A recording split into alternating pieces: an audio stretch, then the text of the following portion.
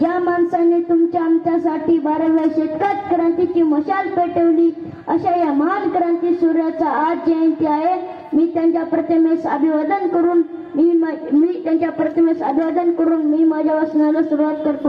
महात्मा बसवेश्वर यांचा जन्म 25 एप्रिल 1131 मध्ये कर्नाटक राज्यातील बागेवाडी येथे झाला.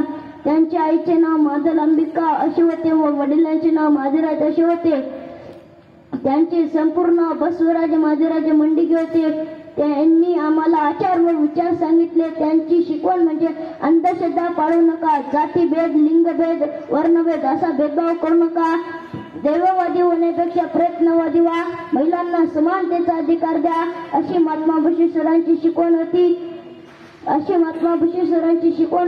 पण मला वाईट वाटते की सुमारे 700 वर्षे माझा समाज अंधारात होता.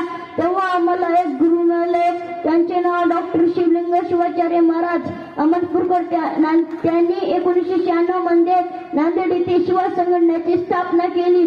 त्यांच्या सोबत आम्हाला एक नेता मिळाले. त्यांचे नाव प्राध्यापक मनोहरराजे धोंडे सर.